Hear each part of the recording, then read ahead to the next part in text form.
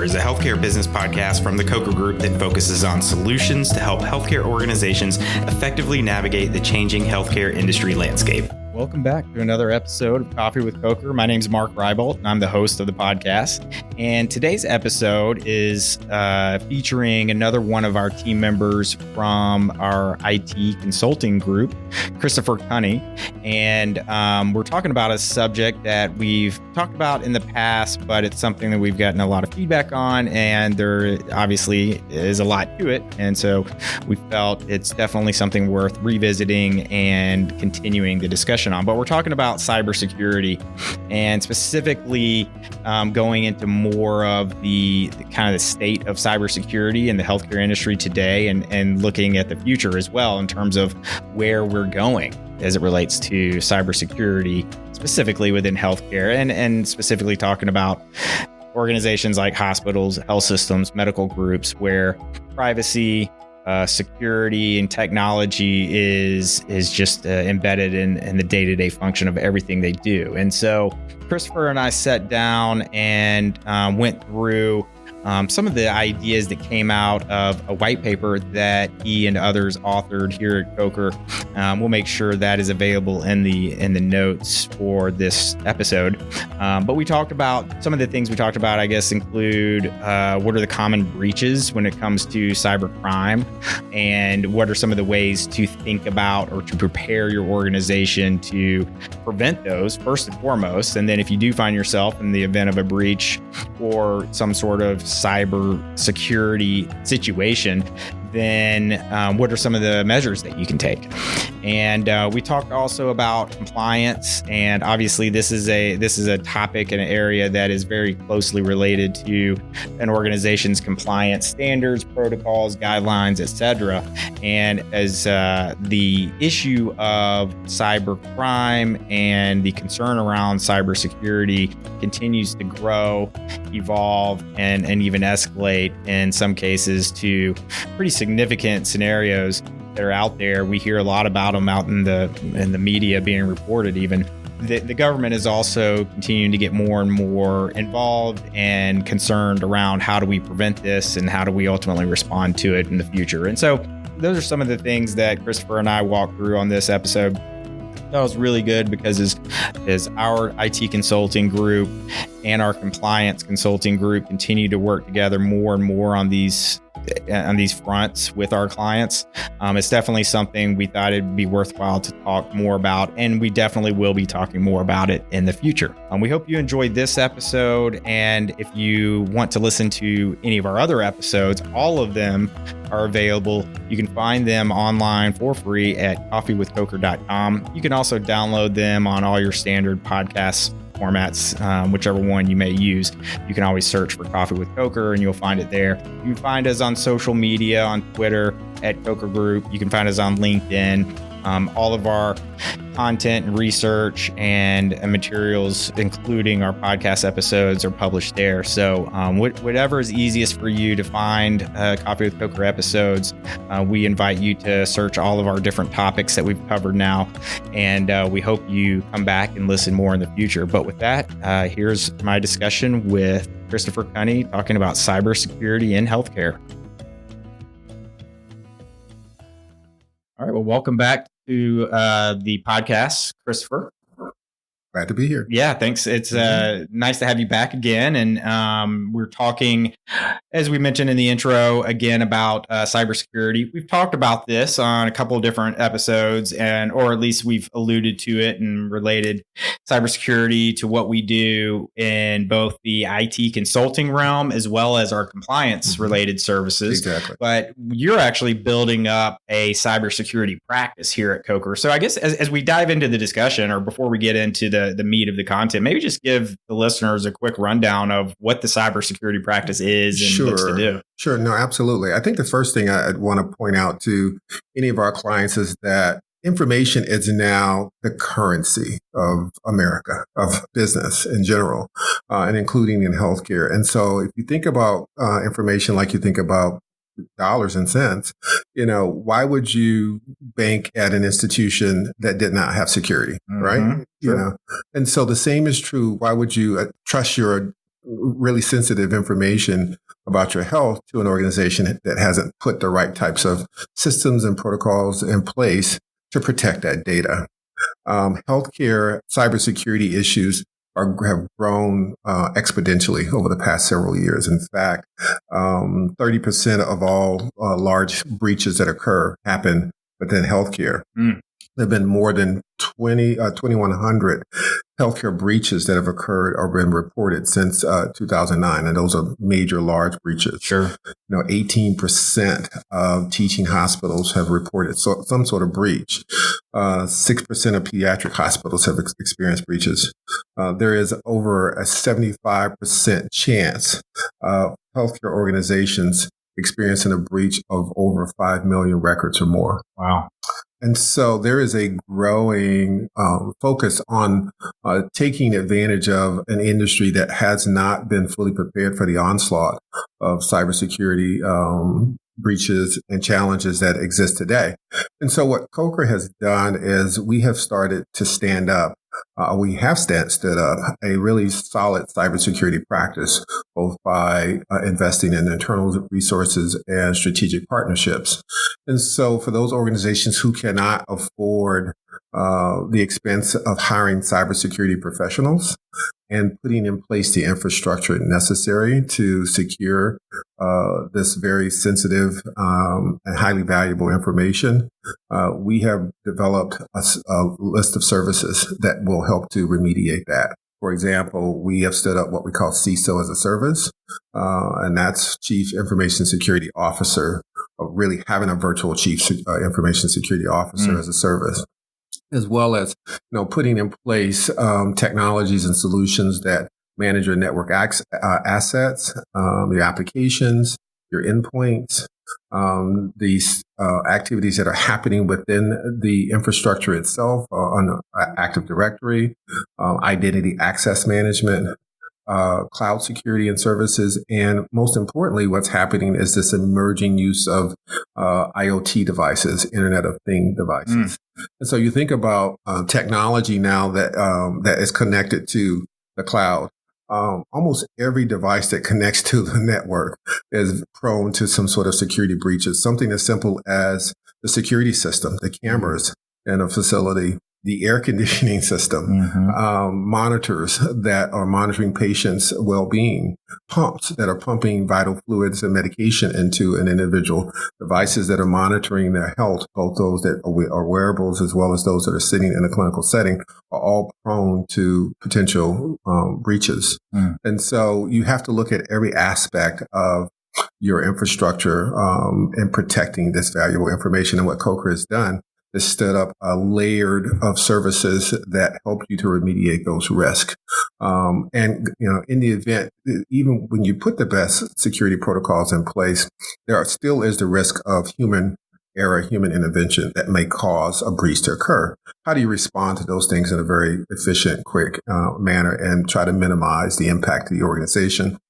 We also have services that will support an organization in responding as quickly as they can, providing the forensics necessary to identify where those breaches might have occurred, and then putting in place solutions to help mitigate the full impact to the organization as well. So that's what we've started to do. Well, there's a lot there, and we're going to unpack some of that. I think the statistic that jumped out at me, the 75% of organizations will undergo or experience some sort of breach. And I think that one even said a major breach. But, it's interesting just talking about breaches because, it's almost to the point where to a certain extent, some sort of breach is going to be expected. So I think part of what we do is focus on, hey, do everything we can to minimize that risk, to reduce the chances of that happening, to prevent that from happening. And then there's kind of the back end compliance of if it does, then here's what we're going to do. Here's what we have in place. We're ready for it. We're going to respond to it accordingly and move on. That's correct. What I tell clients all the time is It's not if you experience a breach, it's actually when it happens. How do you manage that breach and mitigate the risk as effectively as you can? It's been estimated that stolen PHI or patient health information may cost the U.S. healthcare industry up to $7 billion annually. It is also estimated that a stolen patient record costs an organization about $408 per record. Really the highest of all industries out there today, the cost of a stolen piece of information. Sure.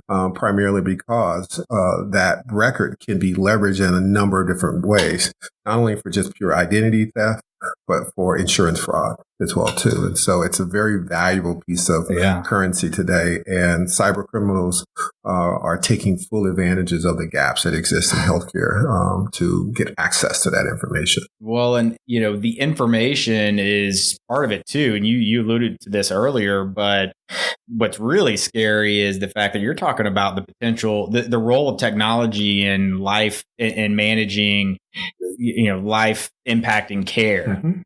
And when you're talking about technology that doesn't work, that could literally injure, hurt, negatively impact people's care, maybe worse, I don't know. That's where it gets to a whole new level. Absolutely. When you think about that 90% of most healthcare organizations have moved away from paper to electronic systems, and those systems now house the most important information about that patient's well-being. Things like, their blood type, whether or not they are diabetic, even what condition they came in for to be treated on. If that information is not available to the care provider at the time that of most critical time is needed, literally you could endanger an individual's life because you just don't know and don't have the information necessary to provide the proper care. Yeah. And unfortunately, cyber criminals understand that and have created, tools that can literally hold this information at ransom. Yeah. Not only just sell it on the black market, but literally deny you access to even use the information as well, too. And that's where it becomes really a life-threatening situation. Yeah, absolutely. Well, let's talk a little bit more about that and dig into cybercrime itself and some of the breaches. Well, a couple of questions that I have. I mean, first, I'd like to know, what are the kind of typical breaches we see? Some of the understanding of some of the whys behind it. Why is it there? And I think we've talked a little bit about that, but also different types of breaches and cybercrime, cyber criminal behavior and where we're seeing that kind of evolve or how we're seeing that evolve, and start with some of the common breaches we see. Sure. As I mentioned earlier, ransomware attacks is probably one of the more common and one of the most impactful to a healthcare organization because it's not just about stealing the information and selling it on the black market. It's actually not allowing the care provider to have access to the information. Holding it hostage. Mm-hmm. And so that in itself is probably the most serious situation because if a care provider cannot get access to patient information, it can have, an impact on patient care, potentially create a sentinel event. And so that one is probably the most concerning for many organizations.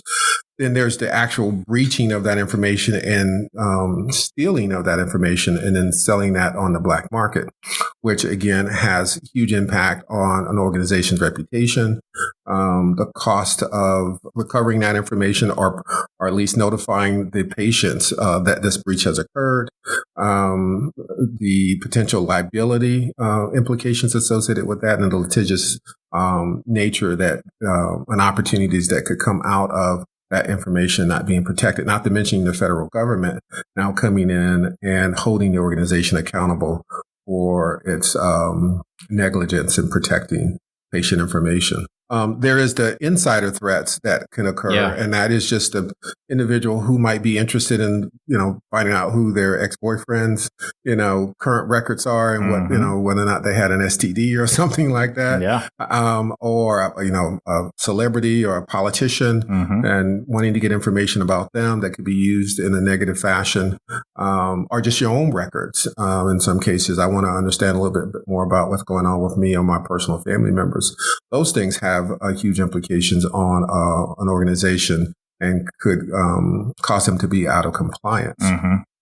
Just the simple loss theft of mobile devices and storage devices. Like the common story of somebody some employee left their laptop in the backseat of their car, it got stolen, and lo and behold, there was access to all kinds of PHI. Absolutely.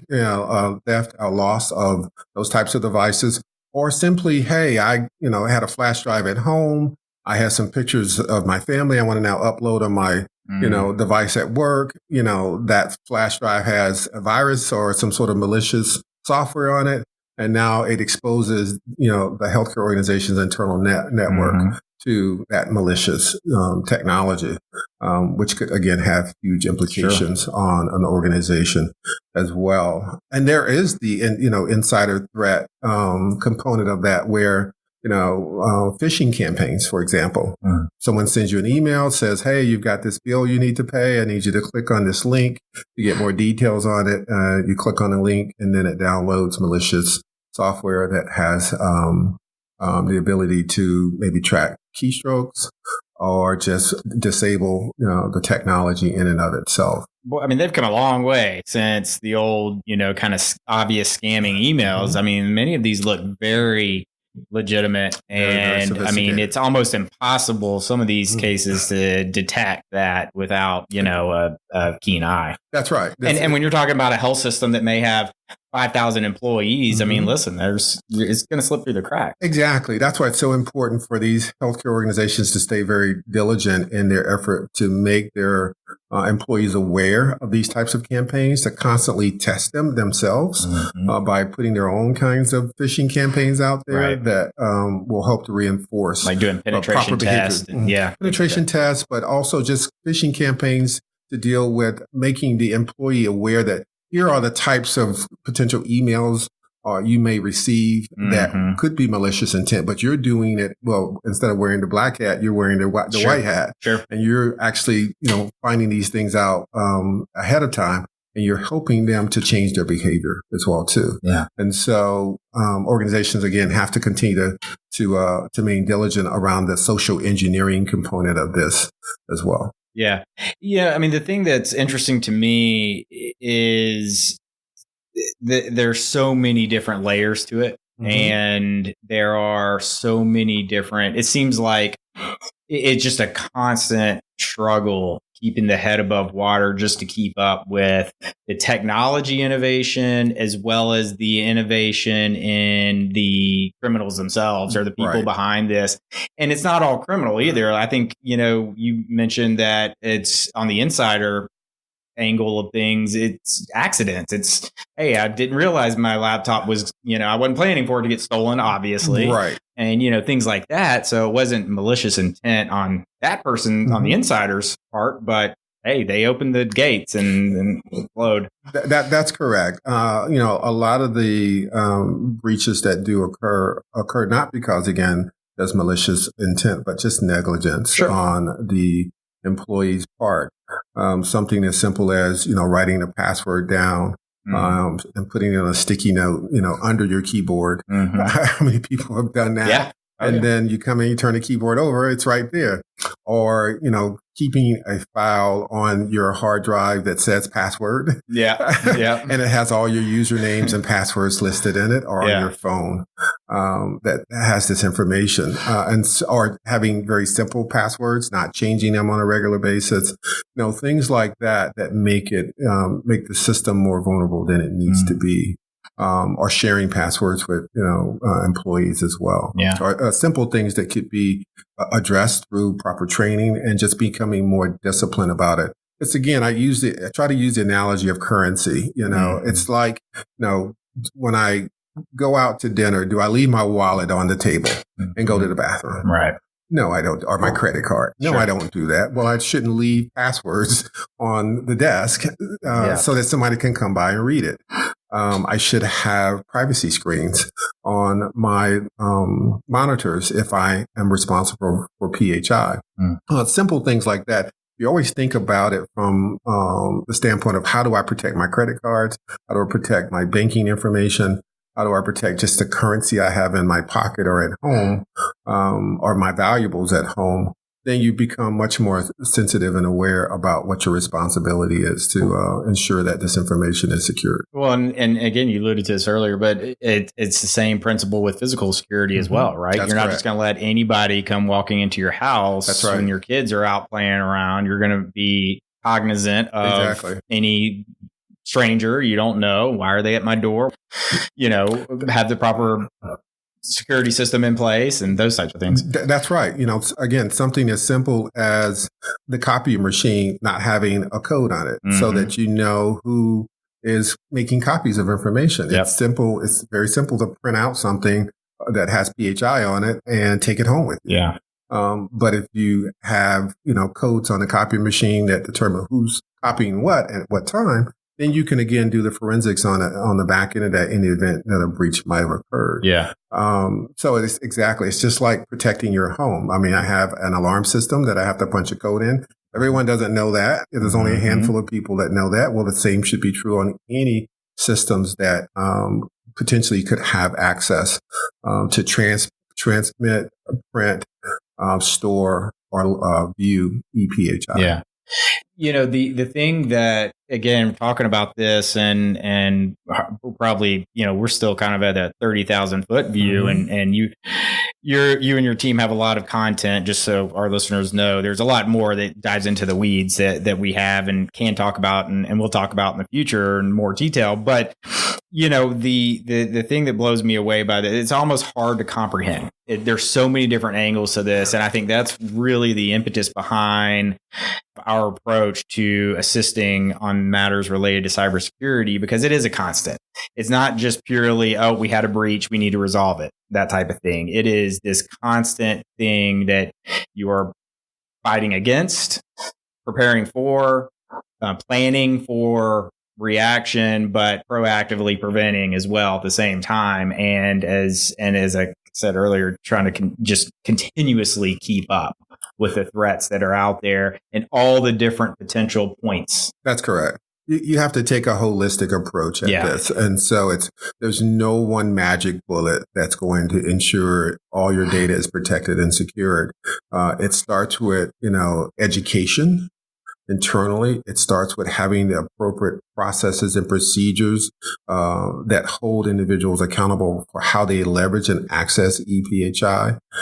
It starts with making sure you have an accurate inventory of all your technologies that potentially could have access to this information, and ensuring that you're managing and securing those devices, both on your wired network and on your wireless network as well, because that's another way that breaches could occur.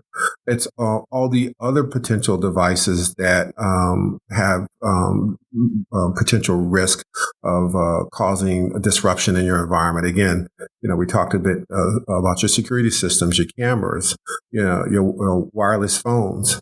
All those things could potentially create vulnerabilities in your infrastructure.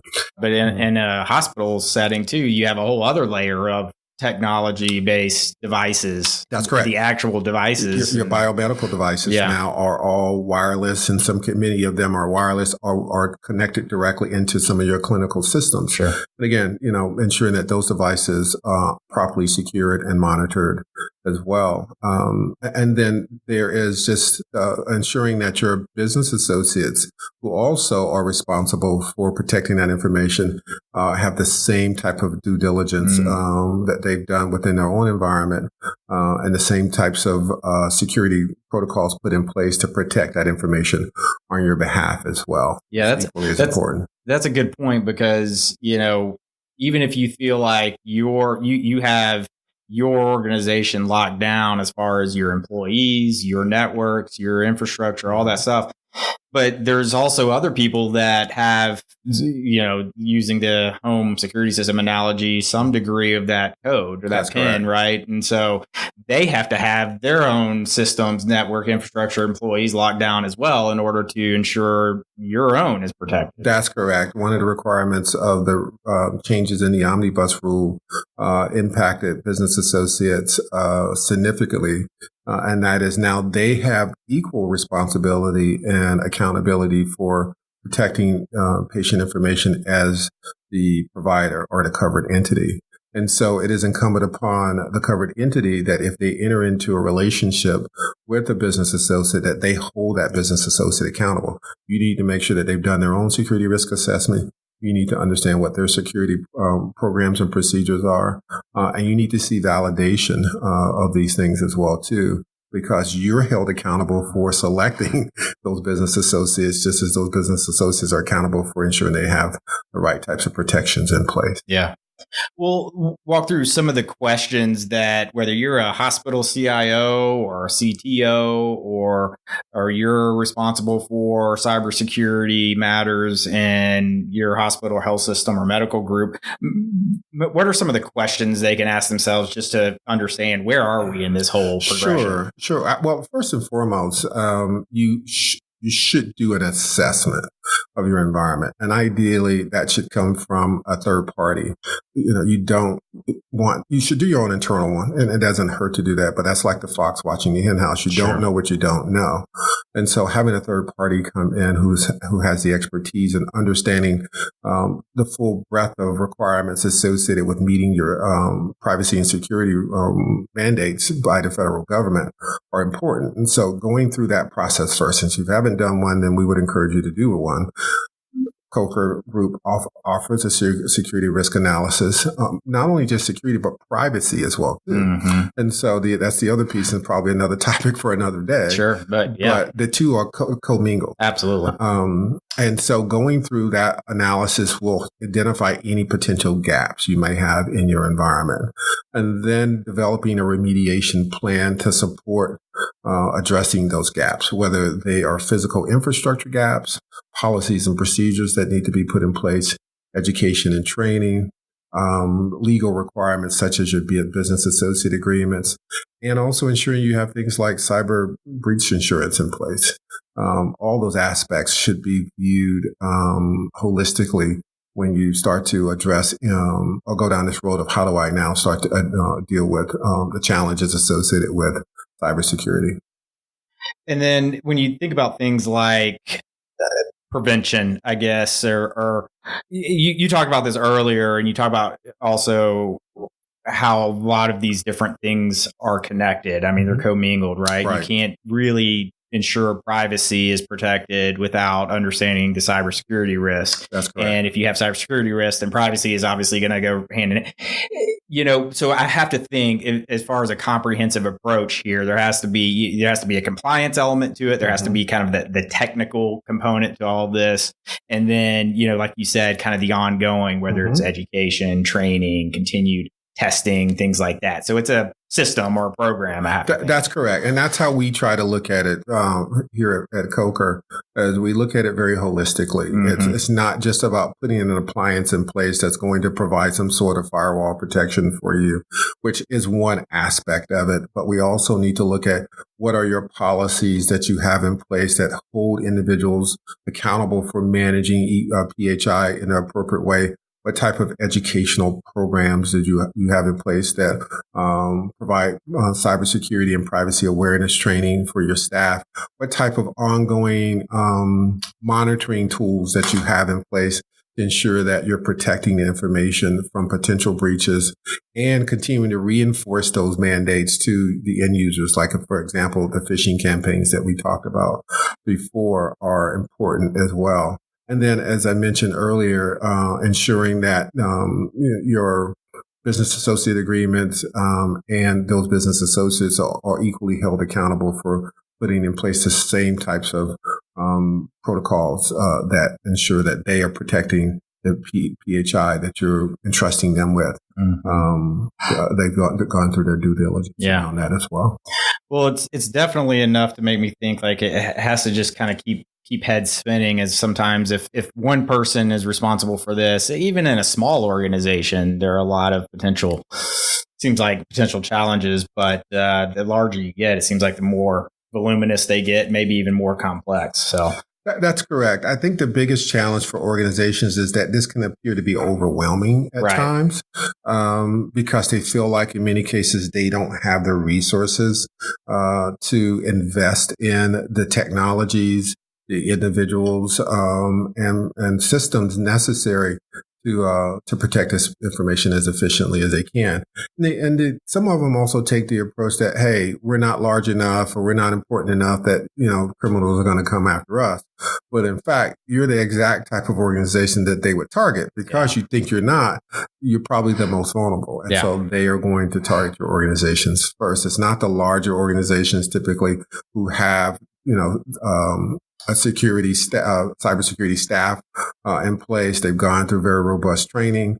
Not that they aren't targeted, but they typically are not the most vulnerable. It is those organizations who have decided to put their heads in the sand and say, "Oh, no, this is not going to happen to me. It's going to happen to the guy down the street." Sure. And those are the organizations that get hit and unfortunately aren't prepared to deal with the ramifications of it. So if I do get hit by, for example, a ransom attack, do I have to actually pay the ransom because I haven't thought about how do I remediate that if that happens? Do I have proper backups and systems in place that I could recover to that would eliminate the need to have to pay the ransom because we can't get access to information? Sure. Well, this is extremely enlightening. I feel like every time I walk away from a discussion on cybersecurity and cybercrime, I feel a little less optimistic about some of the things going on in our world today. But the good thing is there are ways, like you said, even though it can seem overwhelming, there are definitely ways that you can prepare, and if something does happen, then respond appropriately, and it doesn't have to be Armageddon, I guess. That's right. I think in some respects it is a scary time we live in because again, data is the next currency or is the currency of society today, and we all have to practice the appropriate due diligence to make sure that we are doing what's within our power to protect and secure that information. And we also have to recognize that, we can reach out to organizations like the Coker Group to assist them in those efforts. So if you're not sure quite where to start, where you are in the continuum of, being a very secured organization versus one that has all sorts of holes and gaps, our recommendation is you start there, get the assessment done, so that you understand where you are, and then allow us to help you develop a security roadmap that includes the things that we've been talking about in this conversation.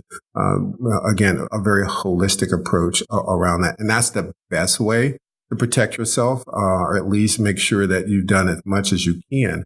And then on the other end of that, in the event that you've done all these things and you still experience a breach, ensuring that you've got the tools and resources in place that can help you contain that breach as quickly as possible, do the forensics on it, and then go through the process of recovery and remediation so that you can return back to normal state and continue to meet the mission of the communities that you serve, which is to take care of the patients. That's right. Well, that helps too. I mean, because it does break it down a little bit. It takes a very complex, seemingly overwhelming issue or venture, if you will, and it at least kind of maps it out for you that you can kind of get from A to Z without having to feel like you're bouncing around a million different directions. That's great. That's true. And the great thing about it is that many of these services and technologies have been commoditized. Sure. And so you don't have to expend huge capital outlays in investing in infrastructure. A lot of these things we've been talking about can be purchased as a service and you can buy on demand. And so you can now put in place some robust cybersecurity services that don't break the bank for you. You can add these things on as you can afford them. You can scale up as you need them. And you don't have to bear the brunt of managing a lot of that infrastructure internally. So as a provider, you can focus on what you do best, which is, again, focusing on taking care of patients and letting cybersecurity professionals like ourselves focus on helping you protect that information. That's right. Well, this has been very helpful. I appreciate you covering this. And as I said earlier, there is additional information that we have out there on this specific topic, as well as other kind of related things like, HIPAA privacy being one, but how this ties into compliance and those types of things. And so there's a lot of that, and we'll be coming out with more. So actually, I can see us talking about a number of different things just related to cybersecurity. Having your perspective as a former health system CIO is invaluable because, you know what it's like to sit in those shoes and, someone asking you about, hey, what's going to happen if this happens and what are we doing to prevent that? Absolutely. And absolutely. I think you can peel back the onion on each of these areas, whether it's, dealing with IoT devices and how you handle those appropriately, or addressing ransomware attacks, or dealing with the social engineering aspects of cybersecurity. Each of these areas could probably be its own topic in and of itself. And so we should consider having some more in-depth conversations about each of them and offering our perspective on how you mitigate the risk associated with that. Yeah, but that being said, we are here and available to you to support you. So if any of our customers or potential customers are interested in learning more about our programs, don't hesitate to reach out to us. Absolutely. We'll make sure that information is available with the episode, but we absolutely will talk about those in the future and respond as needed if anybody has questions in the meantime. But other than that, thanks for coming back, and we'll look forward to talking again. Thanks for having me.